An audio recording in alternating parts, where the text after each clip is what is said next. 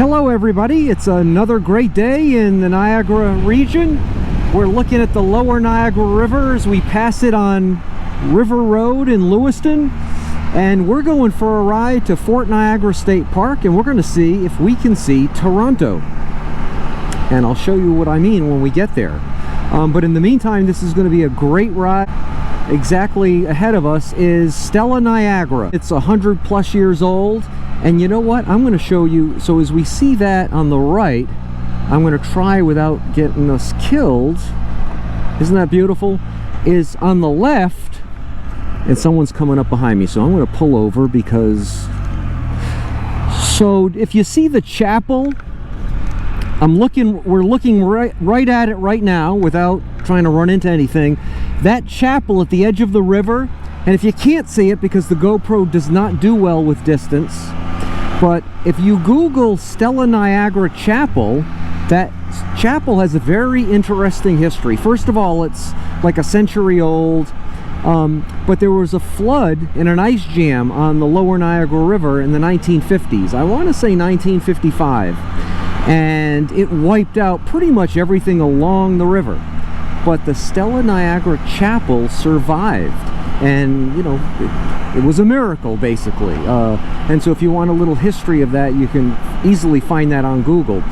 But as I said, we're heading to Fort Niagara State Park. We're going to just look out across Lake Ontario and see if we can see Toronto. Now, I'll be able to see it because we were just driving down Lewiston Road, and I could see it when we came across the crest of the road there near the Niagara Falls Country Club, where we went for another ride. And I don't know if you remember, but I pointed out Toronto to you there on that ride. One of the things I wanted to talk about on this ride, and so just to put things into perspective, these houses are along the Niagara River. I can see the Niagara River to our left when we're between these houses, but I know the GoPro probably isn't doing the view justice. You might be able to see it right there. But one of the things I wanted to talk about on this ride, now entering the town of Porter, is whether the Can-Am Spyder is a motorcycle. And there it is, lower Niagara River. Of course the Can-Am Spyder is a motorcycle, and I've seen some debate on this. I've heard people say that they've been challenged by folks at motorcycle rallies, and here's my take on it. And I'm a layman, but I've been riding two-wheel motorcycles since childhood, and here's my take on it. So a bicycle is a two-wheeled conveyance that you pedal, and a motorcycle is also a conveyance that you don't have to pedal, but it has a motor on it. It's called bicycle, B-I-cycle, because there are two wheels. And there are two wheels on what we traditionally think of as a motorcycle, so people just shorten it to bike. When I had two-wheeled motorcycles, I never referred to them as two-wheeled motorcycles. At best, I'd call it a motorcycle, but very often I'd refer to it as a bike. And sometimes in my rides on this Spyder, which I've only had for a week now, just over a week, you've heard me refer to it as a bike, but it is not a bike, but it is absolutely a motorcycle. Now, some motorcycles, just like some cycles without the motor, are tricycles because they have three wheels, right? This is just intuitive. It's shocking to me that, okay, we're entering the village of Youngstown, which is a beautiful village. It's shocking to me that anybody would argue any of this, but so if a pedaled cycle with three wheels is a tricycle, then as far as I'm concerned, a vehicle with a motor with three wheels is also, it's a trike. It's a motorcycle with three wheels, so it's both a motorcycle and a trike. So to me, this is a motorcycle and it is a trike. The whole reverse trike versus regular trike to me is nonsense. If it's got three wheels, it's a trike. Which position they're in, I don't know how that would matter in any way, shape, or form. But apparently with some people it does. Why is this guy pulling over? So anyway, my take on it is very simple. I am now riding a Can-Am Spyder, which is absolutely a motorcycle. It is not a bike. It is absolutely not a bike, but it is, of course, a trike. And so now I am looking at, when we go between these houses, the mouth of the Niagara River where it empties into Lake Ontario. Gosh, I hope you can see some of this. We're going to get up close and personal. You'll see it when we get to Fort Niagara State Park, which is just ahead. So we are now in the village of Youngstown, which is a cool little village. All-way stop sign. The Ontario House, that's historic. You know what? I was not planning to do this, but oh, road work. What does that mean?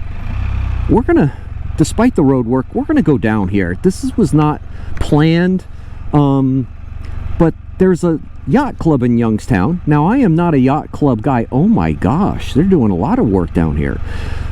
But this is the Youngstown Yacht Club, straight ahead. And I'll bet you no one comes down here except for those folks coming to the Youngstown Yacht Club. But here we are. There are some yachts. And this is the first time I'm taking the Spyder in what you would call off-road conditions, although it's really on a road just being worked on. So that's the yacht club there. I've been to the club a couple of times just for events. There are fundraisers that are held here sometimes. I've walked this stairway here a couple of times. You can see it there to get up to the street, but we're going to ride up ahead. It's a pretty little waterfront. I'm getting jostled around on the Spyder here, but and you know what? I'm going to just pull up here for a moment. This is all unplanned, but so you can see the view. And again, I know the Spyder isn't good for distance. However, I know you can see that water. So that is Fort Niagara. If you could see it with the naked eye, you could see the actual stone fort that goes back to before the War of 1812. Just to the left of it is the Coast Guard station there. We're heading that way now, or we will be in a moment. And that is Fort across the way in Canada. I want to say it's Fort George. It's been so long since I've been over there, but we're going to go for a ride to Niagara-on-the-Lake at some point this spring, like soon. And so we'll get up close to that as well. But that is Lake Ontario, and we're going to put it in reverse. And we're going to head there now. But I wanted you to see that view up close.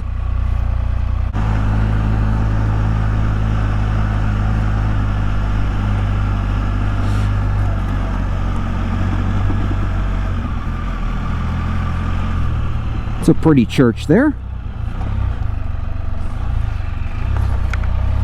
Okay, back on our way. There's a couple of little restaurants here. That Ontario House has a lot of cool events. I've never been. I'm not up in Youngstown often, but it's a neat place.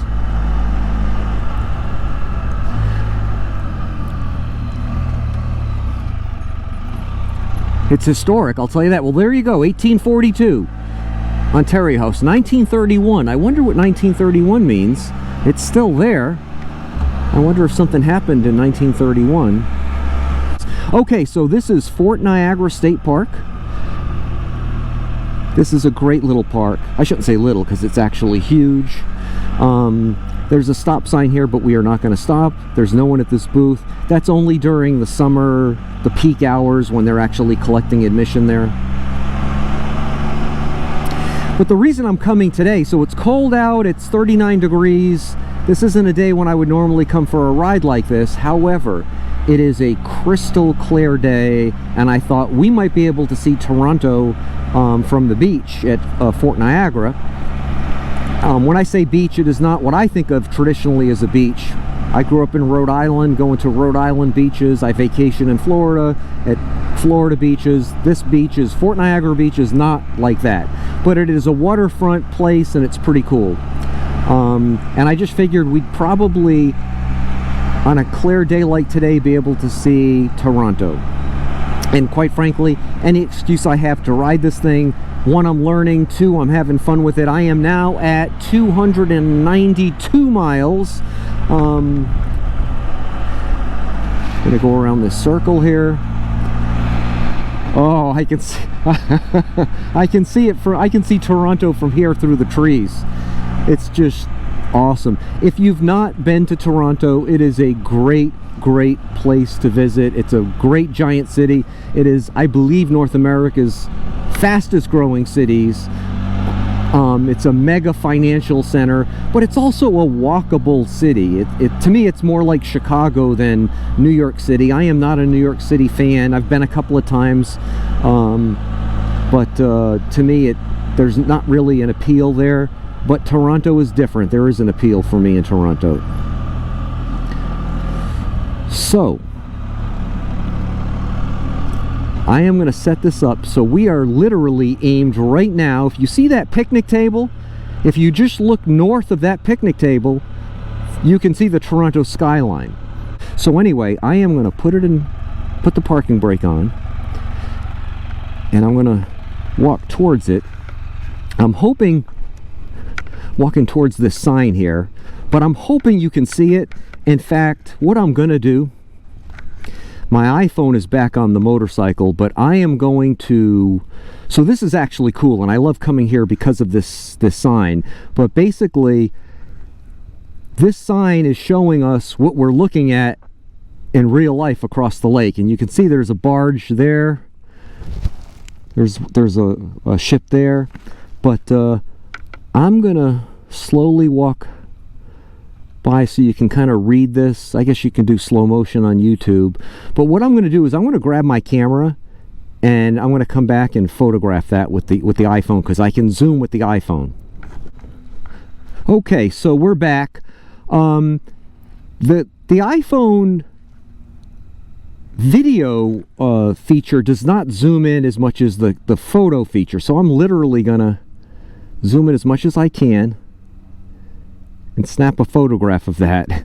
And I know this is bizarre, me like taking a photo with my iPhone when I have the GoPro here, but I know this can zoom better than this. So I just wanted you to see Toronto.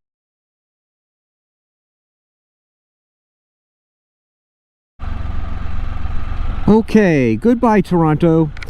Okay everybody, I'm going to cut this short, and thanks so much for watching. Again, if you would subscribe, I sure would appreciate it. But this channel basically is in its infancy, and I'm just excited where it's going, and I appreciate your support.